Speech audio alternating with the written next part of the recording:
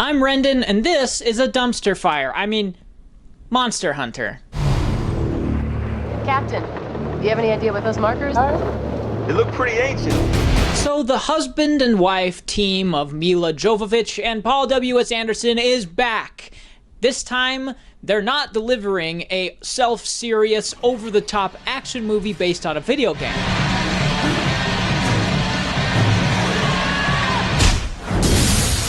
This time, they're delivering a self-serious, over-the-top action movie based on a video game.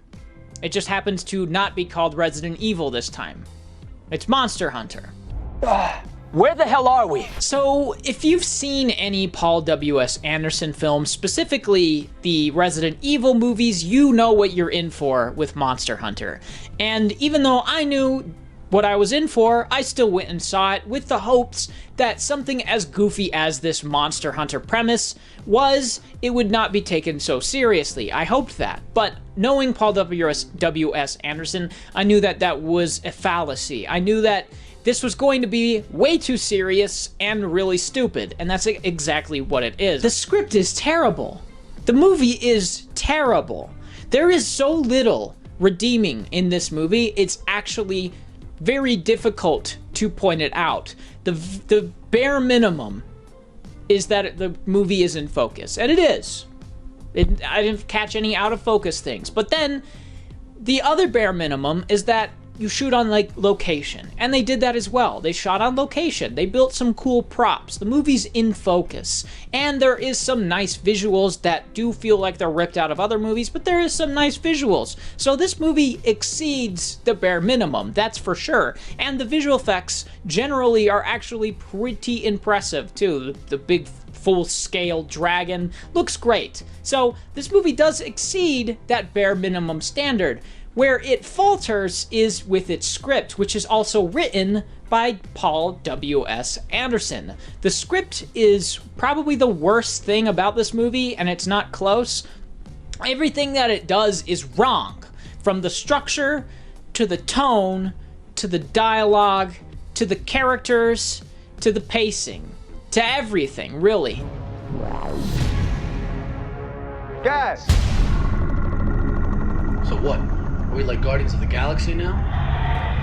On our six! The movie is like a house of cards, the movie's logic, at least. And as soon as the movie starts, that house of cards comes crashing down.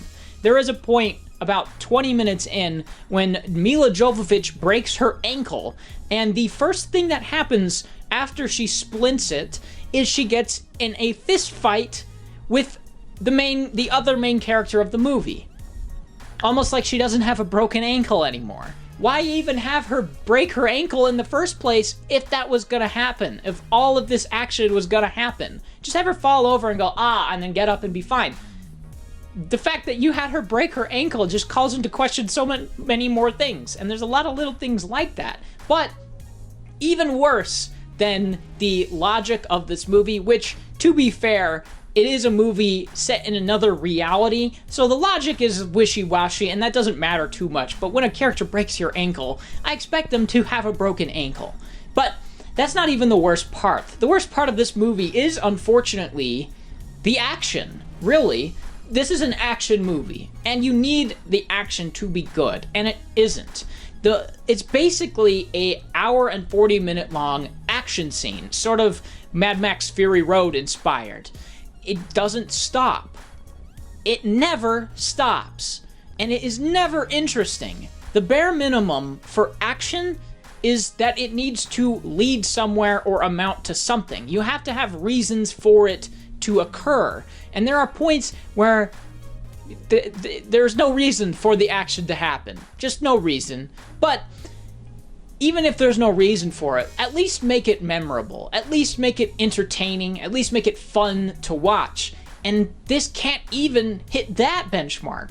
Because every action scene is a nightmare to follow with your eyes. It is so hard to tell what is happening because it's edited so quickly. There are 20 cuts in a 10-second period of time, and none of them make it easier for you to understand what's going on. It looks like there is some legitimate choreography going on in this movie at some points, but it's very hard to see it because it's cut so poorly. And that's the majority of the movie, is the action. So you need that to be good, and most of the time it isn't. There is a pretty fun action scene right at the end with this dragon that comes into the real world and it's just like smashing tanks and Humvees and stuff. And that gets to the point where it's so over the top that it was fun. But that's kind of it. So if the action in an action movie isn't up to snuff, then what else does it have to offer? Oh, nothing. The characters are terrible, for one. Every character is one note. The only thing that Milla Jovovich has to her character is a ring that she has in an Altoids box that shows up twice in the movie in the first 30 minutes. But that's never even explained or set up. It just happens and it goes away. So the main character has no character, and then every other character also has no character because most of them can't even speak English nor are subtitled. So maybe they have a character, I just don't know it. They're all one note, they're all flat, they're all bland. Did you see that thing? Fall back! This is officially above my pay grade. With that in mind, the number one thing you should do is take the serious tone, throw it away, and then turn it into a farce. That's the best thing you could do with this script. Make it so that it is so over the top and goofy, but it knows that it's over the top and goofy, which means that the audience can suspend their disbelief further.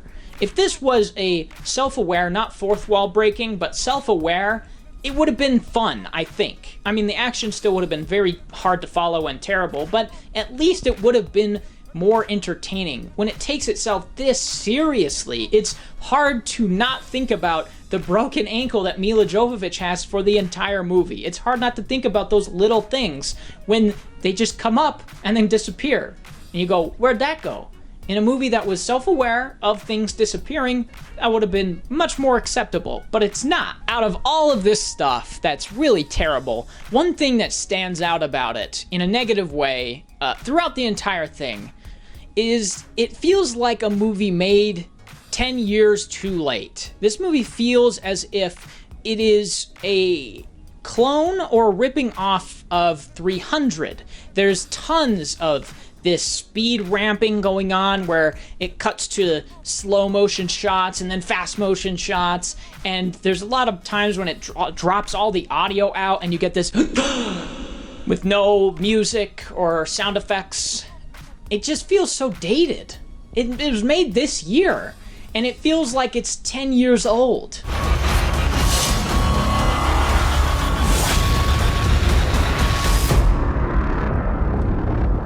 They did seem to try in some aspects. The prop designers seem to do a great job. They shot on location, which I respect. They didn't just shoot everything on a green screen, even though there are a couple parts which pretty obvious they did.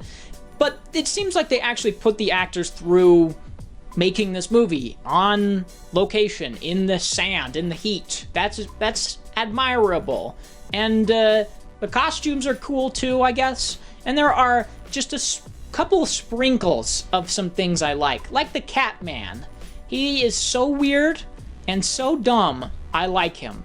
And the action scene at the end with the dragon. That's fun. That's it, though. So 3. Solid 3. Everything else sucks. Don't see it. I mean, we should know this. This is Paul W.S. Anderson. I know this.